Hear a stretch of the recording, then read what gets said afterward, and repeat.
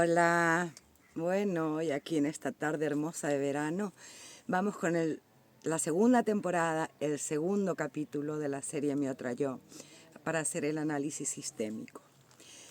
La escena del segundo capítulo empieza con Muko llevándole la comida a su papá, y aquí es muy importante volver a ponernos en el contexto histórico y sociocultural del país, de la época, ¿no? No podemos ponernos a juzgar desde nuestro lugar en el hoy un acto de hace 40 años, 30 años, ¿no?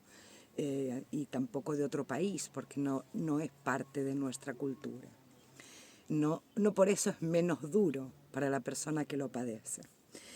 Y aquí Muko, él ya le pregunta si es verdad lo que dicen y le dice, si te veo con ese tipo, te rompo todos los huesos del cuerpo, sal de mi vista. Y acá aparece un tema muy trascendental en las constelaciones familiares, que es el sentido de pertenencia. Ella aquí es excluida de su familia. Y las exclusiones son sumamente graves. Y esto nos sirve a todos, porque hoy en día se siguen haciendo exclusiones. Se excluye, por ejemplo, al rico de la familia, se excluye al hijo que tiene una tendencia sexual diferente, se excluye a aquel que no estudió la carrera o al que sí estudió la carrera, al que rompe los patrones familiares. Aquí nos dice que es comunista el novio de Muko y entonces no entra dentro de este. Es decir, aquí las ideas son más importantes que las personas. Entonces, me encanta que empiece así la serie porque nos invita a una reflexión muy profunda. Porque a veces, tantas veces discutimos por algo o con alguien porque tiene unas ideas diferentes y el amor queda por debajo de mis ideas, ¿no? Hay países que están de verdad divididos y que se han dividido las familias por historias políticas, de tendencias políticas, como si esto fuera absolutamente irreconciliable, como si el otro fuera totalmente malo, 100% malo, y yo soy 100% buena. Y esto no es así. Cuanto más pertenezco a un grupo, más me separo del resto de la humanidad. Entonces, cuanto vemos, ¿no?, las que se arman en un partido de fútbol, por ejemplo, ¿por qué? Porque estoy tan identificada con mi grupo de pertenencia que soy capaz de matar a alguien que es seguidor del contrincante. Es algo que escapa a la lógica totalmente, ¿no? Y esto dentro de las familias es de lo más normal. Entonces falta al primer orden del amor, que es la pertenencia. Todo aquel que nace o no nace en un sistema tiene derecho a pertenecer, sea bueno, sea regulín, sea malo.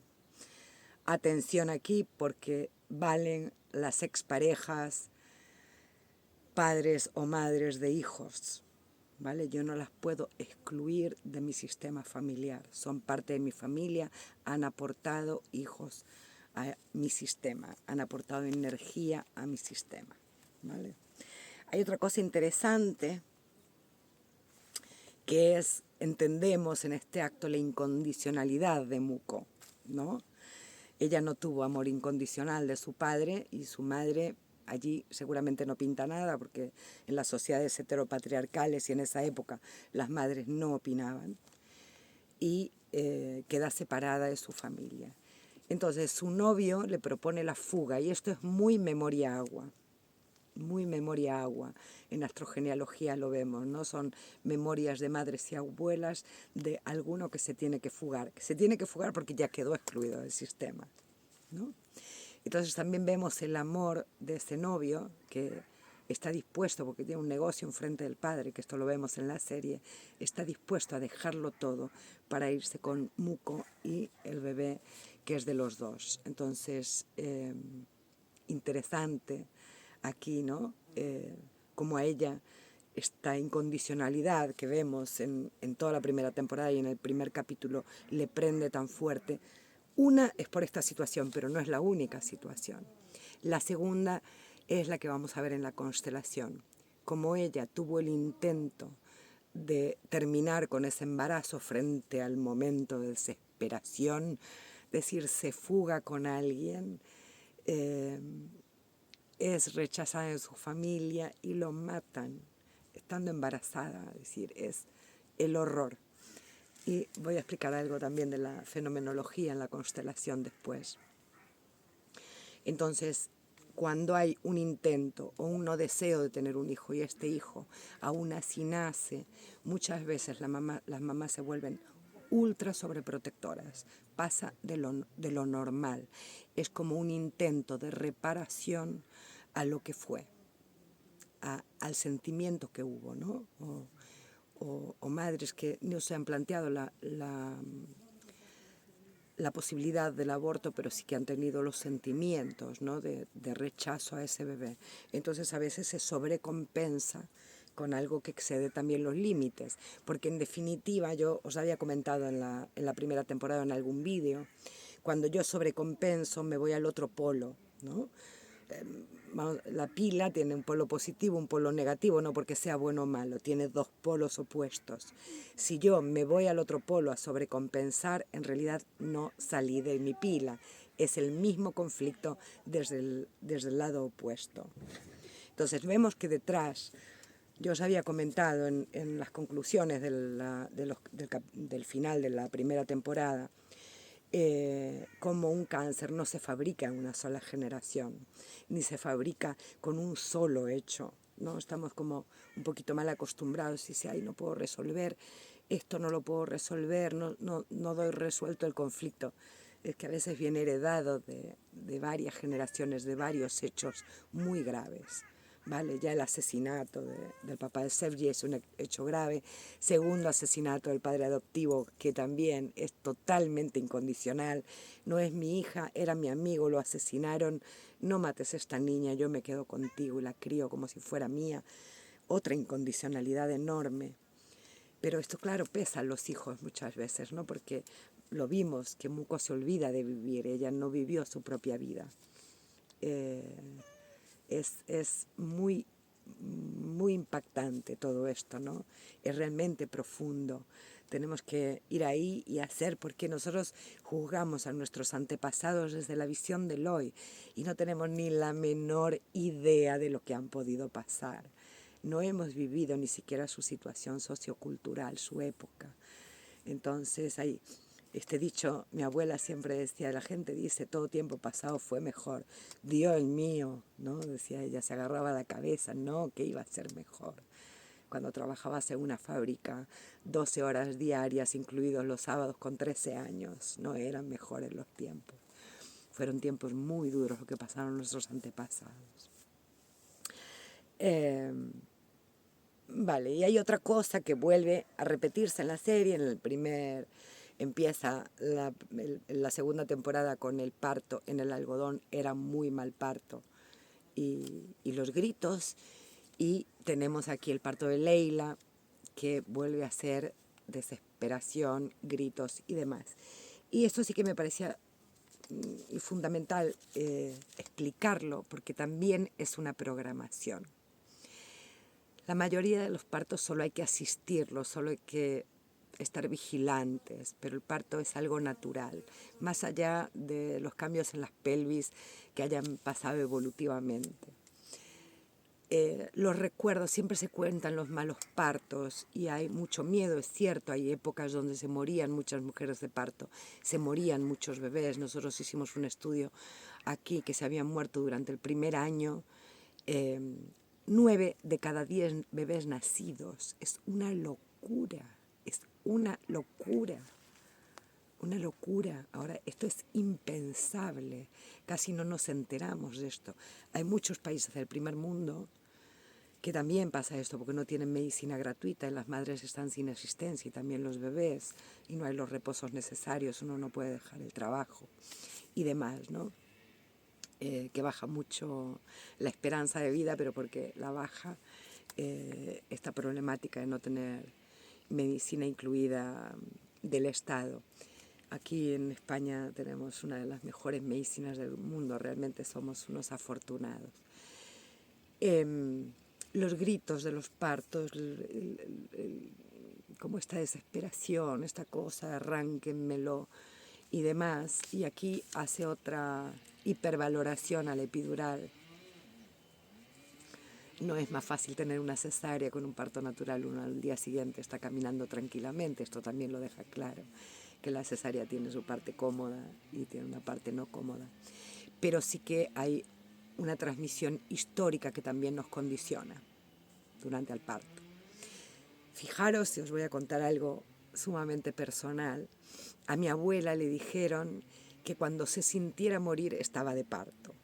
Y como ella nunca se sentía morir, pues casi tiene a mi madre en un ascensor. Mi madre estuvo reteniéndome 2 semanas porque yo era muy pequeñita y a ver si tardaba un poquito más el parto. Y tuvo un parto ultra rápido y antes de tiempo. Tenía que yo salir de Virgo. Eh, y no hubo todos estos gritos, estas cosas. Yo tuve el parto de mi primer hijo, me dejaron sola porque era primeriza y porque iba a tardar mucho, y me puse a parir sola en la cama porque nadie venía a hacerme caso, porque no podían creer que fuera a parir tan rápido. ¿Por qué? Porque yo no estoy condicionada por partos lentos y dolorosos. De hecho, mi bisabuela tuvo a uno de sus últimos hijos, a una niña me parece que fue, lavando la ropa. Se le cayó la niña, ¿entendéis? Entonces yo vengo de una historia de partos fáciles y no es que tengamos una pelvis súper maravillosa ni nada de esto, sino que también hay historias de partos fáciles.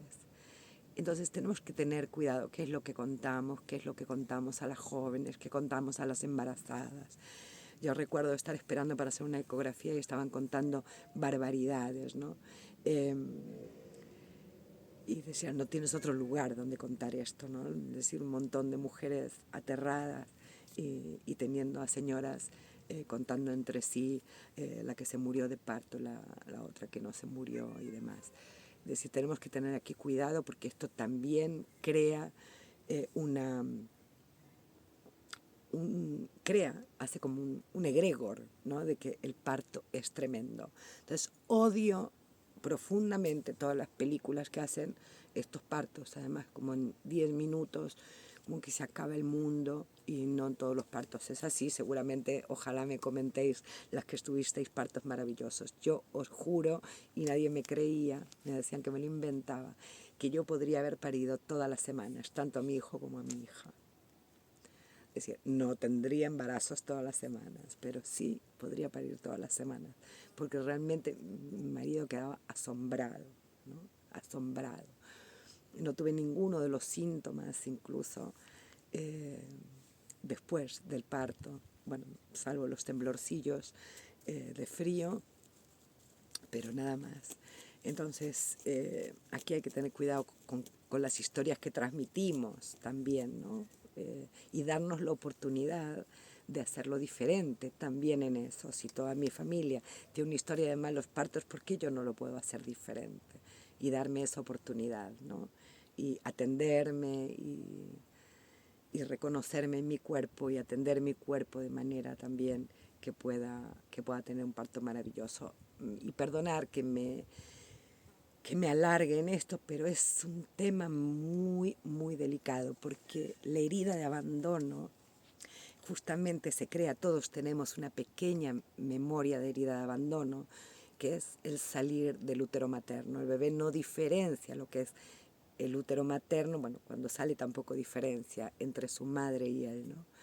Entonces, esta separación está en ese lugar calentito, en el agüita, sale de un estado acuoso, no tiene que respirar, no tiene la fuerza de gravedad, un montón de cosas, y es arrancado de su mamá, ¿no?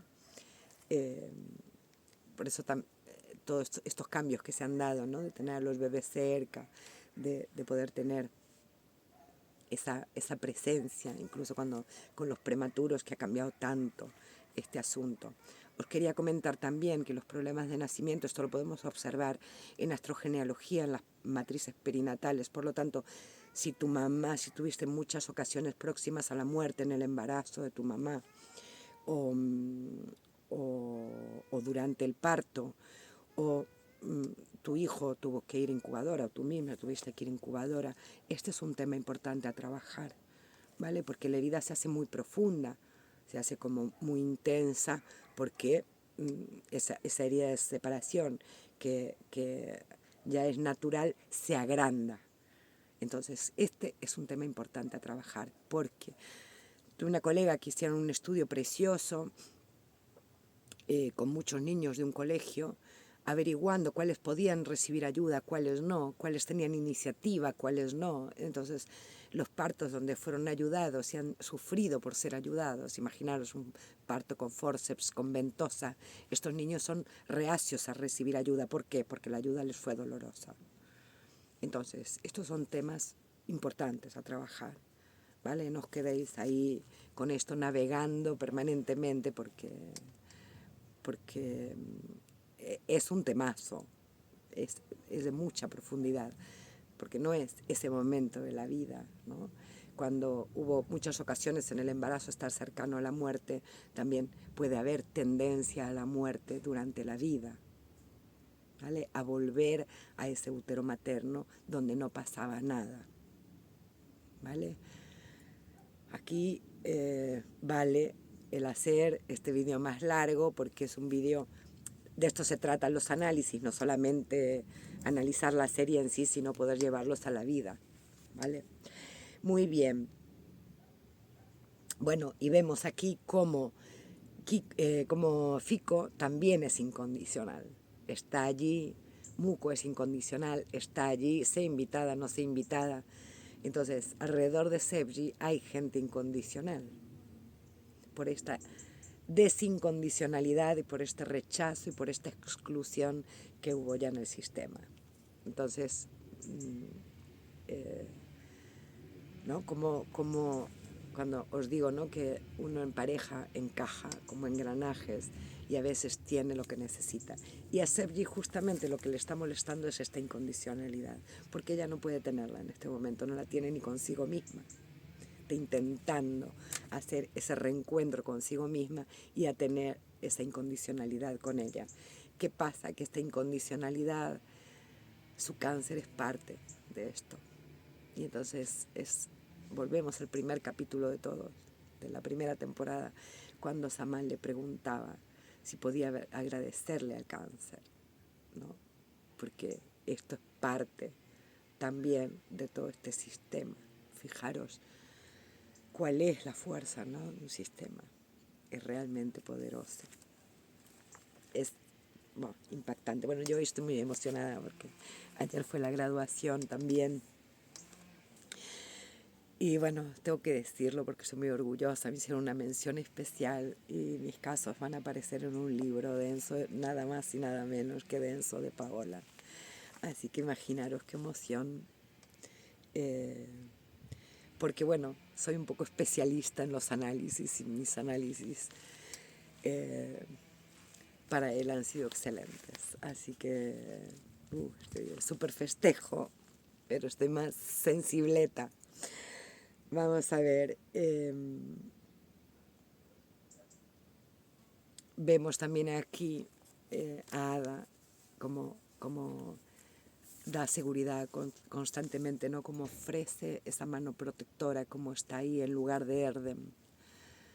Con sus amigas en realidad son muy incondicionales. A veces no se dejan crecer de tan incondicionales. Y este es otro de los asuntos que tenemos que ver, ¿no? Cuando doy la razón constantemente, ¿no? Y doy el apoyo constante, aunque el otro esté cometiendo una locura o que se esté haciendo mucho daño, cuando vemos, por ejemplo, una amiga que tiene a alguien que la maltrata tremendamente a su lado y no puede soltar, y está bien dar el apoyo porque necesita ese círculo que la sostenga en el caso que se quiera ir, pero es muy difícil de mantener, ¿no? Esta incondicionalidad. Y aquí Sevgi logra que las personas, entre las tres, Sevgi lo logra con Muko y, bueno, por sus propias historias, porque Fico tampoco tuvo la incondicionalidad. Su papá no tuvo la incondicionalidad. Él fue también, otra vez, abandonado apenas nació. Entonces, bueno, aquí esto es, yo creo que es el tema fundamental, porque después esto lo pasamos, lo vemos también en La rabia de Erdem, eh, en Ada, en Toprak, ¿no? En todas estas historias. No puedo ser incondicional contigo, que también es una confusión en el amor, que creo que el amor solo es incondicional. No es incondicional. Yo si tengo a alguien al lado que me pega, que no estoy satisfecha, que no me gusta como es, no puedo estar al lado de esa persona, ¿vale? Yo puedo tolerar, pero depende qué tipo de relación, ¿no? Si yo tengo un hijo que es un delincuente, no puedo ser incondicional. Mi amor puede ser incondicional, pero no mis actos incondicionales. ¿Se entiende esta diferencia, no? No mis actos incondicionales. Porque esto también crea otros desórdenes sistémicos. Entonces, yo creo que este capítulo lo vamos a dejar aquí. Y bueno, también tenemos, voy a decir algo más porque sí que tiene que ver, ya Ada va a ver, porque quizá tengo una menopausia prematura, y vemos el primer acercamiento de la medicina a las emociones en su doctora, ¿no? También decir mira, es tristeza, estás triste, no has llorado, que tiene que ver con algo que hubo en el primer capítulo y que vamos a ver también más adelante. No lo voy a decir ahora porque quiero hacer la asociación de los tres, que va a ser mucho más interesante porque vamos a poder retenerlo y aprenderlo mejor y ver esa fuerza de este símbolo. Y esto del tiempo para llorar, de descongelar los duelos, ¿no? Por eso ella se mantiene fría en algunas historias. Las pérdidas que provocan dolor y tristeza, y esta es la emoción adecuada. Entonces, si yo siento rabia frente a una pérdida, es que me estoy defendiendo con la rabia. La emoción de la pérdida es la tristeza. La emoción del duelo es la tristeza, no es la rabia. No es una injusticia que alguien se muera, es la vida. Y la vida no es justa, ¿no? Se puede morir alguien joven. Y no me gusta, pero eso no es una injusticia. Entonces, vemos, ¿no?, que ella ha utilizado también la rabia en estas cosas. Lo mismo que le pasa a Leila con Erdem, que usa la rabia cuando en realidad es la tristeza, porque perdió al gran amor de su vida. Que también tiene, ahí entra también el enfado, ¿vale? Entra también el enfado. Al final le puso Mavi a la niña, que quiere decir azul y que es el color de Erdem. Ella sigue, nos va dejando, ¿no?, huellitas de cómo cree en el amor. Bueno, vamos a dejar para otro vídeo que no se haga tan largo la otra parte, porque es genial también la constelación de Muco. Un beso grande. Bueno, que se me olvidó una notición, claro, que era cuando están ellas compitiendo por quién sufría más. Sevgi cuenta que no puede tener bebés, ¿no? Y hasta que había nacido la niña no se lo había planteado. Entonces, bueno, vemos también como a veces damos importancia a ciertas cosas cuando no podemos tenerlas, cuando no han sido prioridad en la vida, y que hay ciertas decisiones que uno toma siendo más joven o estando en otras circunstancias, que luego puede cambiar, ¿no? Entonces nos damos cuenta otra vez que las ideas a veces perjudican a las personas, ¿no? Porque cuando tenemos una idea nos cerramos a esa idea y no creemos ni siquiera en nosotros que tenemos derecho a cambiar de idea. Y este es un derecho fundamental de todo ser humano, cambiar de idea. Así que abrámonos a eso, ¿no?